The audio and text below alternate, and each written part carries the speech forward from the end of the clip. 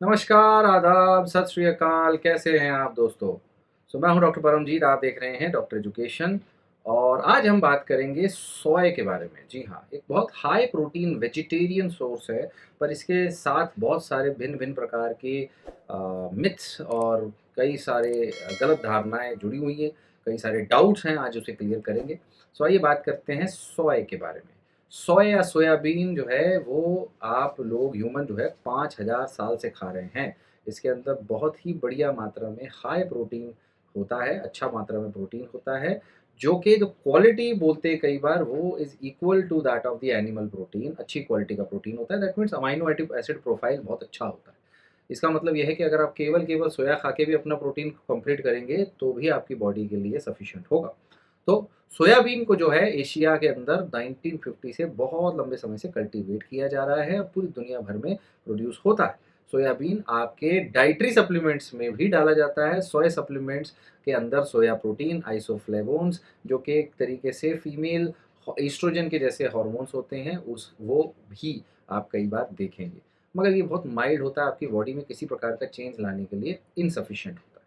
सोय products जो है कई बार menopausal symptoms, bone health, memory, high blood pressure, high cholesterol के लिए भी प्रमोट किए जाते हैं कि अच्छे हैं।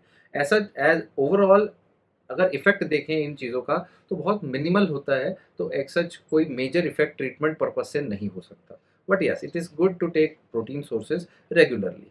हेल्थ बेनिफिट में क्या सोया आपका कोलेस्ट्रॉल कम कर पाएगा? कुछ रिसर्चेज़ में देखते हैं कि हाँ, सोयाबीन से रेगुलर प्रोटीन खाने से सोयाबीन में थोड़ा फाइबर सप्लीमेंट्स फाइबर भी है, तो उससे थोड़ा कोलेस्ट्रॉल कम हो सकता है।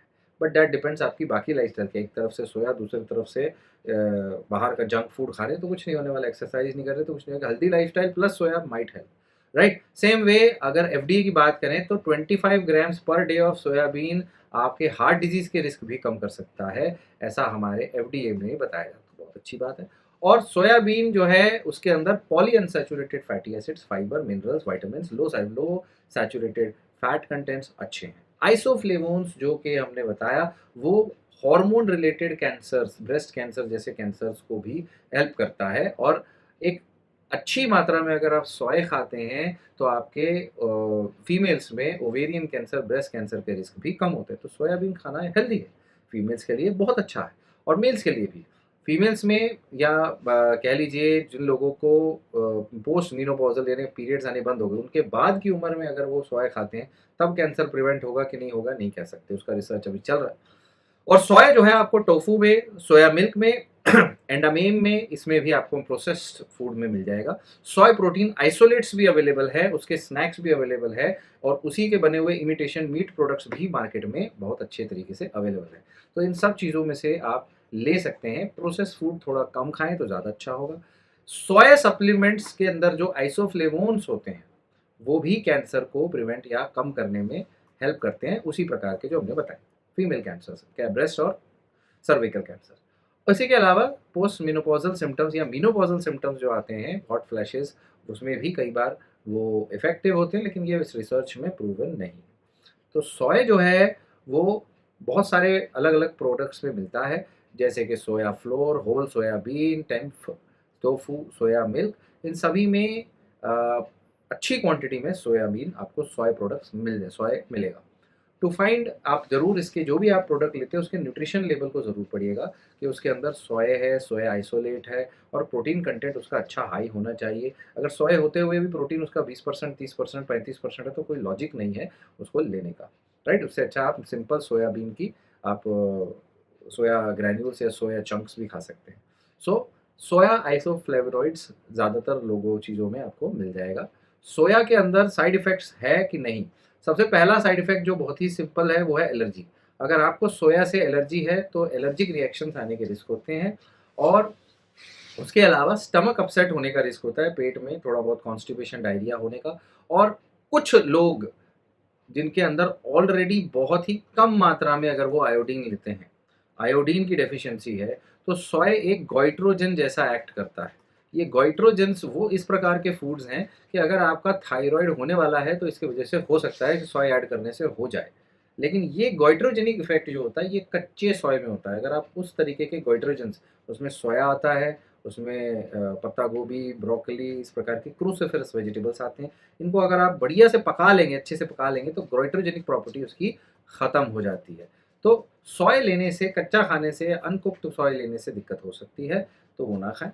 और आयोडीन की कमी ना हो, इसलिए आयोडाइज़्ड नमक का इस्तेमाल करें, चाहे वो कोई भी नमक हो, राइट? और साइड इफ़ेक्ट्स में अ, ऐसे कोई एविडेंस नहीं है कि इसके वजह से कैंसर होता है या इसके वजह से कोई और बीमारी होती है, और या क्या ये किसी प्रकार से किसी भी पर्सन के लिए अनसेफ है, ऐसा नहीं है। बहुत ही ज़्यादा मात्रा में प्रोटीन का इंटेक प्रेगनेंसी या चाइल्ड एज में नहीं करना चाहिए, इसलिए बच्चों के केस में बहुत ज़्यादा मात्रा में सोया नहीं दिया जाता। लेकिन आप मानेंगे, छोटे बच्चों के केस में भी आपके बच्चों के फूड्स होते हैं, जो प्रिपरेशंस, उनमें भी कई बार सोया ही प्रोटीन का सोर्स बनता है। सो बच्चों के हो, बड़े हैं, कोई भी हो, 25 ग्राम पर डे सोया लेंगे तो बहुत अच्छा रहेगा। 50 ग्राम पर डे सोया भी ले सकते हैं, और मैक्सिमम 100 ग्राम तक आप बिना झिझक के ले सकते हैं।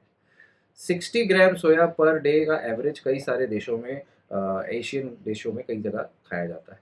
पर याद रखिए, ये सेफ है। 100-200 ग्राम तक भी आप ले सकते हैं, और 100 बड़ी आराम से आपको 60 ग्राम 50 ग्राम तक आपको प्रोटीन दे देगा 100 ग्राम। तो सोया देखो, जैसे मैंने कहा था, इन्फेंट फार्मूलाज में भी अवेलेबल है, जो बच्चों में यूज़ किया जाता है।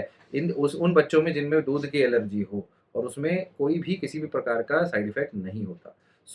लेकिन आइसोलेटेड सोया प्रोडक्ट्स जिसमें सिर्फ प्रोटीन होता है, वो नहीं रिकमेंड किया जाता, बिकॉज़ प्रोटीन बहुत हाई मात्रा में बच्चों के अंदर उतना भी नहीं है, उनके अंदर बहुत ज़्यादा कार्ब्स की ज़रूरत होती है, वो बहुत हाई एक्टिविटी वाले लोग होते हैं। अगर सिर्फ प्रोटीन खिलाएँगे तो उनके अंदर कीटोसिस होने लगेगा, कार्ब्स नहीं होगा तो साइड इफ़ेक्ट्स होते हैं। इसीलिए ये चीज़ें एक अच्छी एवरेज मात्रा में इंक्लूड करें। अपने डॉक्टर से, अपने पीडियाट्रिशियन से आप बात कर सकते हैं इन प्रकार के प्रोडक्ट्स लेने के लिए। अगर आप किसी प्रकार का सप्लीमेंट लेना चाहते हैं, बट रेगुलर बेसिस पे घर पे 25 से 50 ग्राम सोयाबीन बीच-बीच में हफ्ते में 1-2 बार खाने में कोई दिक्कत नहीं है। याद रखें, 50 ग्राम सोयाबीन, ये तो 25 ग्राम पर डे हो गया, आप रेगुलर खा सकते हैं, कोई दिक्कत नहीं। So please share this video, ताकि जिन लोगों को डर लगता है सोयाबीन से, ना लगे, and it is very safe, you can eat it, no problems. I hope this video helps. Please share this video. To consult me, you can WhatsApp on this number. Thank you.